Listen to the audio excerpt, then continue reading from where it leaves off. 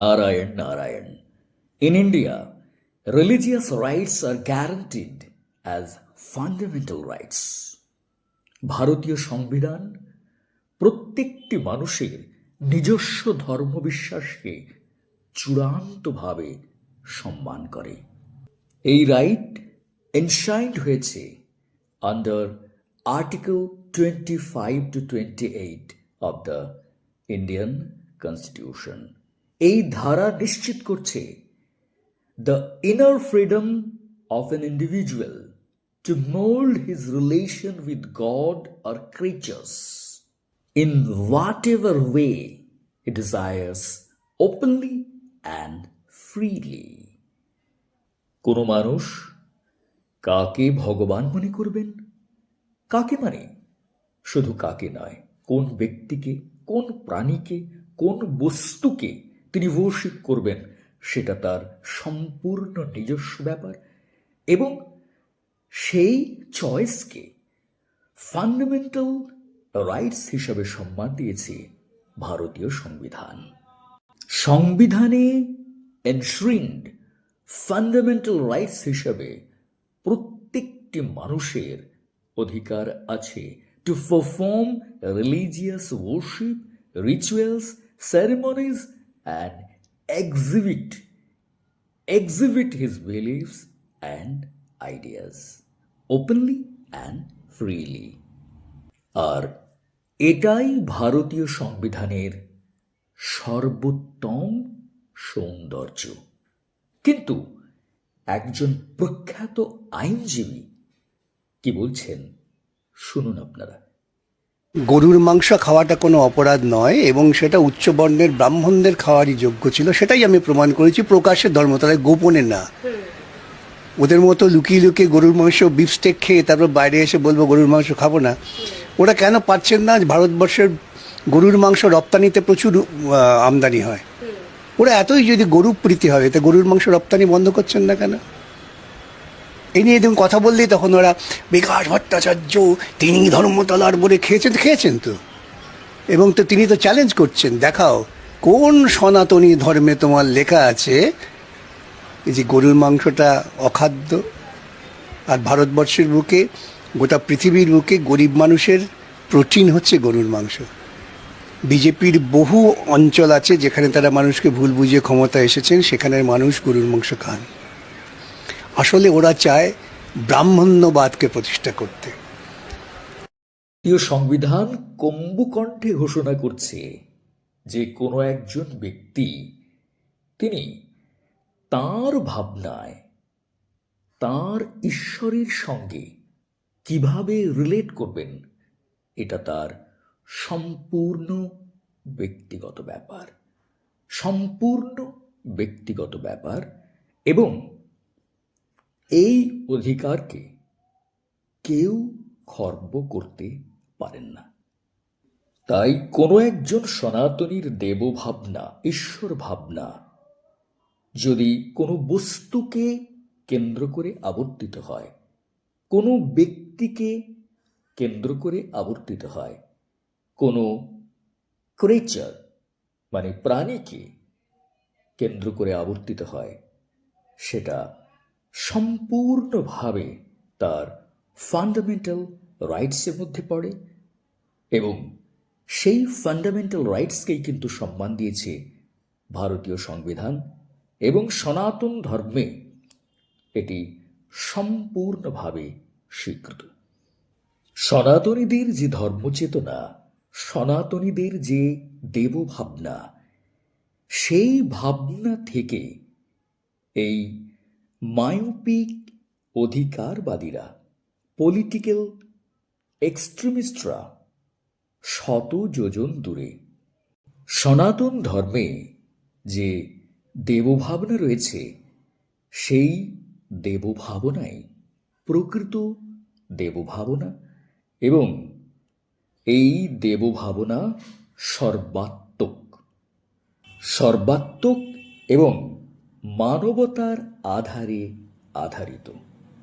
দেবতা শব্দের মূলে যে ধাতু রয়েছে সেই ধাতুটি হল দীপ। দীপদানে দেব দীপনাথ। আমার জৈবিক অস্তিত্ব রক্ষার প্রয়োজনে যত রসদ দরকার সেই রসদ সরবরাহ করেন যিনি বা যারা, তিনি ব্যক্তি হতে পারেন, বস্তু হতে পারেন, তিনি বা তারা হলেন আমার দেবতা। আর যিনি বা যারা বা যে বস্তু, যে ক্রিচার আমার চৈতন্যকে উদ্দীপ্ত করে, আলোকিত করে এবং সুভাবনায় প্রেরিত করে, সুপথে চালিত করে, সে ভাবনা, সে বস্তু, সে ব্যক্তি, সকল কিছুই আমার দেবতা। তাহলে যাহা আমার ভাবনাকে উদ্দীপ্ত করে, সুপথে প্রেরিত করে, যা আমার জৈবিক অস্তিত্ব রক্ষার প্রয়োজনে সকল রসদ সরবরাহ করে, তাহাই হলো আমার দেবতা। তাই বিকাশ ভট্টাচার্য যদি আমার চেতনাকে উদ্দীপ্ত করেন এবং আমার জৈবিক অস্তিত্ব রক্ষার প্রয়োজনে সকল রসদ সরবরাহ করেন, তিনিও আমার দেবতা। যদি দিদি আমার সনাতনী ভাবনায় যে দেবত্বের সংজ্ঞা, সেই সংজ্ঞার ক্রাইটেরিয়া, কন্ডিশনস ফুলফিল করেন, তিনিও আমার দেবতা। আবার মোদিও যদি সেই ক্রাইটেরিয়া ফুলফিল করেন, তিনিও আমার দেবতা। একজন প্রস্তরও আমার কাছে দেবতা হতে পারেন, একটি গাছও আমার কাছে দেবতা হতে পারেন, বায়ু, অনল, আকাশ, সমস্ত কিছুই আমার দেবতা হতে পারেন। দীপদানে দীপ দীপনাথ। সুতরাং সনাতনীরা যদি গোজাতিকে সর্বাধিক সহায়ক মনে করে তাকে রক্ষা করে, তাকে পালন করে, তাকে সম্মান করে, তাকে পূজা করে, তাহলে সেই সিদ্ধান্ত সম্পূর্ণ ধর্মসম্মত, শাস্ত্রসম্মত এবং সর্বোপরি আধুনিক কনস্টিটিউশন বা সংবিধান সম্মত। এই সিদ্ধান্তকে যারা অসম্মান করেন তারা সংবিধান বিরোধী, মানবতা বিরোধী, শাস্ত্র বিরোধী এবং সনাতন বিরোধী। তাই অ্যাক্রস পলিটিক্যাল স্পেকট্রাম একজন সনাতনী যেই রাজনৈতিক দলে থাকুন না কেন, তার পবিত্র কর্তব্য হল এই চূড়ান্ত অবমাননার প্রতিবাদ জানানো। কারণ আমি শালগ্রাম শিলাকে ভগবান মনে করি, দেবতা মনে করি। আপনার কাছে সেটা তুচ্ছ পাথর মাত্র হতে পারে, সেটাও আপনার ব্যক্তিগত পছন্দের ব্যাপার, তাকেও আমি সম্মান করি। কিন্তু আপনার কোনো অধিকার নেই সেই শালগ্রাম শিলাকে নিয়ে যুব ভারতী ক্রীড়াঙ্গনে ফুটবল খেলার। এটা আপনি পারেন না, কোনোভাবেই পারেন না। আপনি আমার রিলিজিয়াস সেন্টিমেন্টকে কোনোভাবেই আঘাত করতে পারেন না। এটা সম্পূর্ণ সংবিধান বিরোধী এবং মানবতা বিরোধী। তাই অ্যাক্টিভিজমের নাম করে এই এক্সট্রিমিজম এখনই বন্ধ হওয়া উচিত এবং প্রত্যেকটি শুভবুদ্ধি সম্পন্ন মানুষের পবিত্র কর্তব্য হল এর প্রতিবাদ জানানো। বিকাশ ভট্টাচার্য, আপনি বলছেন উচ্চবর্ণের ব্রাহ্মণদেরই খাবার যোগ্য ছিল গোমাংস। আপনার কথার ফাঁদেই আপনি ধরা পড়ে যাচ্ছেন। আপনি বলছেন ছিল, ছিল, আপনি বলছেন ছিল, কিন্তু আপনি জানেন না যে সনাতন ধর্ম কখনোই ছিলতে আটকে থাকে না। সনাতন ধর্ম ছিল থেকে, আছি থেকে, থাকবেতে চরৈবেতি চরৈবেতি করে এগিয়ে চলে আলোর পথে। তাই তো আমরা ভারতীয়, ভায়াম রীতি ইতি ভারত। আর সেই ভারতে যারা থাকে তারা ভারতীয়, তারা আলোর কথা ভাবে, প্রগতির কথা ভাবে, এগিয়ে চলার কথা ভাবে এবং সকলকে এগিয়ে নিয়ে যাওয়ার কথা ভাবে। আসতো মা সদ্গময়া তামসো মা জ্যোতির্গময়া। তাহলে যারা যুক্তির কথা বলে, যারা জ্যোতির কথা বলে, যারা আলোর কথা বলে, তারাই প্রকৃত আলোক দীপ্ত। সেই জন্যেই ঋগ্বেদ বলছে ধিয়ো ইয়ো নঃ প্রচোদয়াৎ। হে আলোর আলো, তোমার অসীম অম্লান কিরণে আমার এই ক্ষুদ্র চেতনা আলোকিত হোক। সেই আলোকিত চেতনায় যেন আমি আলোর পথে এগিয়ে চলি। তো এই যাদের শপথ, এই যাদের সংকল্প, তারা কখনো ছিলতে আটকে থাকে না। কারণ সনাতন ধর্ম স্থবির নয়, মৌলবাদ নয়, আর একটি মতবাদ বা সিদ্ধান্তে আটকে থাকার নয়, বরং চিরন্তন শাশ্বত মানবতাকে আঁকড়ে ধরে এগিয়ে চলা এবং সেই অনুসারে যুগে যুগে যুগানুসারে আচারগত সিদ্ধান্তকে বদলে নেওয়া। এটাই সনাতনী সিদ্ধান্ত। কবি বলেছেন, ওরে নবীন, ওরে আমার কাঁচা, আধমরাদের ঘা মেরে তুই বাঁচা। তাই পুরাতন সিদ্ধান্তকে ফেলে নতুন যুগের নতুন সিদ্ধান্তকে গ্রহণ করে নতুনের দিকে এগিয়ে যাওয়াই হলো সনাতন। এটাই সনাতন ধর্মের সবচেয়ে সুন্দর সিদ্ধান্ত। ভগবান পরাশর বলেছেন, যুগে যুগে চজি ধর্মাস্তত্রস্তত্র চজিদ্বিজা তেষাম নিন্দা ন কর্তব্য যুগরূপা হিতেদ্বিজা। তাই প্রাচীনকালে, সুপ্রাচীনকালে উপাসনার প্রয়োজনে যদি কোনো বিশেষ বস্তু ব্যবহার হয়ে থাকে, সেই সিদ্ধান্তই কিন্তু সনাতন সিদ্ধান্ত নয়। বরং সনাতন সিদ্ধান্ত হলো এই যে যুগানুরূপ সিদ্ধান্ত গ্রহণ করা। যুগে যুগে চজি ধর্মা। তাই আমাদের ধর্মাচরণ, রিচুয়ালস, এগুলো যুগে যুগে বদলাবে। যুগের প্রয়োজনে, অস্তিত্বের প্রয়োজনে, এগিয়ে চলার প্রয়োজনে। তাই কেবলম শাস্ত্রমাশ্রিত্য ন কর্তব্য বিনির্ণয় যুক্তিহীন বিচারেতু ধর্মহানি প্রজায়তে। আচারগত সিদ্ধান্ত নিতে গিয়ে যদি দেখা যায় যে সেই সিদ্ধান্ত প্রগতির বাধক হচ্ছে, সভ্যতার বাধক হচ্ছে, নতুন দিনে, নতুন যুগে, নবযুগ নির্মাণের পথে যদি কোনো আচারগত সিদ্ধান্ত বাধক হয়, সেই সিদ্ধান্তকে, আচারগত সিদ্ধান্তকে পরিত্যাগ করতেই বলা হয়েছে। সেই জন্যেই ধর্মশাস্ত্রে বলা হয়েছে যুক্তিযুক্তম উপাদেয়ম বচনম বালকাদপি অন্যত্রিমিব ত্যজ্যম মাপ্যুক্তম পদ্মজন্মনা। সনাতন ধর্মের সিদ্ধান্ত হলো এটাই যে নতুন দিনে এগিয়ে চলার প্রয়োজনে, ধর্মরক্ষার প্রয়োজনে যদি মনে হয় যে পুরাতন কোনো সিদ্ধান্তকে বদলাতে হবে, মনি ঋষিরা বলেছেন বদলাও। সেটা যদি যুক্তিপূর্ণ হয় তাহলে সেটাকেই গ্রহণ করো। আর স্বয়ং ব্রহ্মাও যদি কোনো অযৌক্তিক কথা বলেন, প্রগতির বাধক কথা বলেন, নতুনের বিরুদ্ধে কথা বলেন, তাহলে স্বয়ং ব্রহ্মার বাণীকেও তুমি পরিত্যাগ করো। সেই জন্যেই রবীন্দ্রনাথ বলেছেন, আমার ঈশ্বরকে আমি এত ভালোবাসি কারণ তিনি আমাকে তাকে অস্বীকার করার অধিকার দিয়েছেন। সনাতন ধর্ম এমন যে এখানে স্থবিরতায় আটকে থাকার কোনো জায়গা নেই।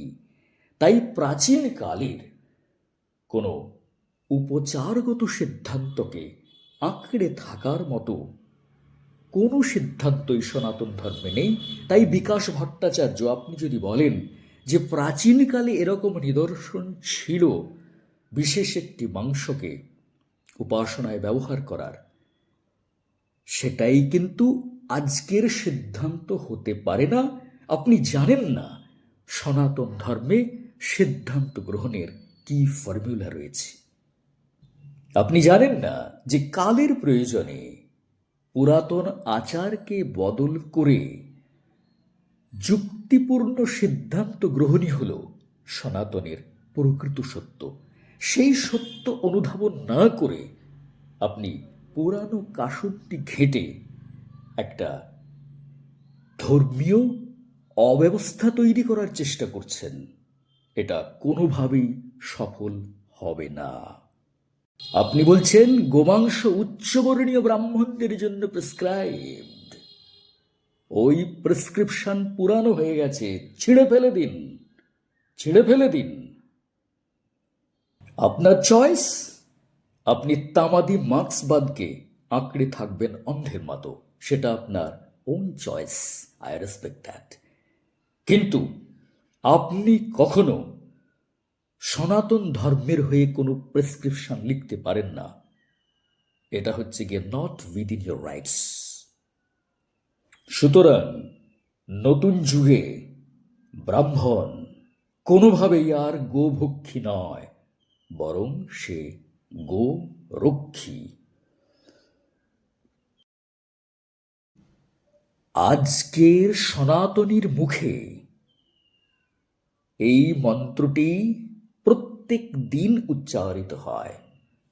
নমো ব্রাহ্মণ্য দেবায় গো ব্রাহ্মণ হিতায় চ জগদ্ধিতায় কৃষ্ণায় গোবিন্দায় নমো নমঃ। গোবিন্দায় গাম বিন্দতি ইতি গোবিন্দঃ। গোবিন্দ তিনি, জগৎপতি তিনি, যিনি গো রক্ষা করেন। আর সেই জগৎপতির প্রতিনিধি হয়ে, তার প্রচারক হয়ে ব্রাহ্মণেরাও সিদ্ধান্ত নিয়েছে তারা গো রক্ষা করবেন।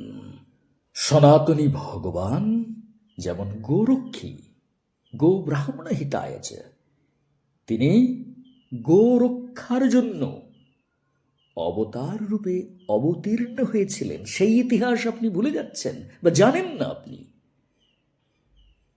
সেই ইতিহাস আপনি জানেন না।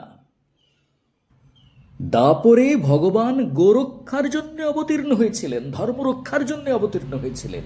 অথচ আপনি কলিতে এসে বলছেন আমি গরু খাবো, আবার বলছেন উচ্চবর্ণের ব্রাহ্মণ। তার মানে আপনি বলতে চাইছেন আপনি উচ্চবর্ণের ব্রাহ্মণ, আপনার অধিকার রয়েছে গোমাংস খাওয়ার। না, আপনি জানেন না, আপনি জানেন না ভগবান গোরক্ষার জন্য, পৃথিবী রক্ষার জন্য, ধর্ম রক্ষার জন্য তিনি অবতীর্ণ হয়েছিলেন। यदा यदा हि धर्मस्य ग्लानिर्भवति भारत अभ्युत्थानमधर्मस्य तदात्मानं सृजाम्यहं परित्राणाय साधूनां विनाशाय च दुष्कृतं ধর্ম সংস্থাপনার্থায় সম্ভবামি যুগে যুগে। তিনি যুগে যুগে আসেন এবং যুগানুরূপ আচারের প্রেসক্রিপশন তিনি দিয়ে যান। সেই জন্যেই ভগবান গীতার মধ্যে বলেছেন ইয়ৎ ইয়ৎ আচরতি স্রষ্টা তত্তদ্দেবেতরো জনঃ সযৎ প্রমাণং কুরুতে লোকস্তদনুবর্ততে। যুগে যুগে মহাজনেরা আসেন, মহাপুরুষেরা আসেন, অবতার পুরুষেরা আসেন এবং সেই যুগের জন্যে কোন আচার সর্বশ্রেষ্ঠ, সবচেয়ে বেশি গ্রহণীয়, তারা সেটা বলে যান। আর সনাতনীরা নির্দ্বিধায়, নিঃসংকোচে, হৃষ্টচিত্তে সেই সিদ্ধান্তকে গ্রহণ করে। তাই ভগবান এই যুগের জন্য সিদ্ধান্ত দিয়েছেন যে গোমাংস ভক্ষণ নিষিদ্ধ। ভগবান বলেছেন শ্রুতি স্মৃতি মমৈবাজ্ঞা, ধর্মশাস্ত্র তারই আজ্ঞা। সেই ধর্মশাস্ত্র মেনেই আমরা সনাতনীরা গোমাংস ভক্ষণ করি না। এটা সনাতনী সিদ্ধান্ত এবং এই সিদ্ধান্তকে আমাদের কনস্টিটিউশন সম্মান দেয়। কিন্তু আপনার মতো ধৃষ্ট উৎকট অ্যাক্টিভিস্ট মানুষকে সম্মান দেয় না, মানবতাকে সম্মান দেয় না, আর ভারতের সংবিধানকে সম্মান দেয় না। তাই আপনি প্রকাশ্যে গোমাংস ভক্ষণ করে মানুষকে উত্ত্যক্ত করতে চাইছেন। বিশেষ এক শ্রেণীর তোষণের উদ্দেশ্যে আপনি এটা করছেন, কিন্তু আপনি কোনোভাবেই সনাতনীদের সূক্ষ্ম সেন্টিমেন্টকে আঘাত করতে পারেন না। সেটাও আবার করছেন ধর্ম ব্যবসায়ীর মতো। এটা আপনি করছেন, কারণ আপনি কি খাবেন খাবেন না সেটা আপনার on choice, I respect that. কিন্তু আপনি কখনোই মিডিয়ার সামনে কোনো এক বিশেষ কমিউনিটিকে, সরাসরি বলছি সনাতনী সম্প্রদায়কে, সনাতনী সমাজকে আপনি এইভাবে অপমান করতে পারেন না। কারণ সনাতনীদের অনেস্ট শাস্ত্রীয় সিদ্ধান্ত হলো তারা গোমাংস খাবে না। এটা ভগবানের নির্দেশ, ভগবান শ্রীকৃষ্ণের নির্দেশ। অথচ আপনি বলছেন দেখাতে পারবেন কোন শাস্ত্রে লেখা আছে? আপনি শাস্ত্রের কি জানেন? আপনি কটা শাস্ত্র পড়েছেন? আপনি তো ধর্ম ব্যবসা করার জন্য বেছে বেছে পিক এন্ড চুজ করে, চেরি পিকিং করে মানুষে দাঙ্গা লাগিয়ে দেওয়ার চেষ্টা করছেন, অশান্তির পরিবেশ সৃষ্টি করতে চাইছেন। এগুলো জাস্ট হাইপ এবং উৎকট অ্যাক্টিভিজম।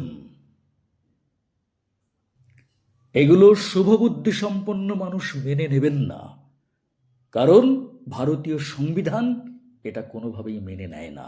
আপনার কোনো অধিকার নেই কোনো মানুষের অধিকারকে হরণ করার। গোরক্ষা করা, গোমাংস ভক্ষণ বর্জন করা, এটা সনাতনীদের এক বিশেষ সিদ্ধান্ত। সেই সিদ্ধান্ত, আবারও বলছি, সম্পূর্ণ ধর্মশাস্ত্রসম্মত। আপনি বলছেন প্রমাণ আপনাকে দেখানো হবে প্রকাশ্যে, ওই ধর্মতলার রাজপথে। তখন আপনি গলবস্ত্র হয়ে ক্ষমা চাইবেন তো? কোটি কোটি প্রমাণ আছে যে সনাতনীরা গোমাংস ভক্ষণ করবে না। কারণ ভগবান মনু বলেছেন, গোভীর বিপ্রেষ্য বেদস্য সতিভি সত্যবাদিভি অলুব্ধের দানশীলস্য সত্যইতে ধারয়তে মহি।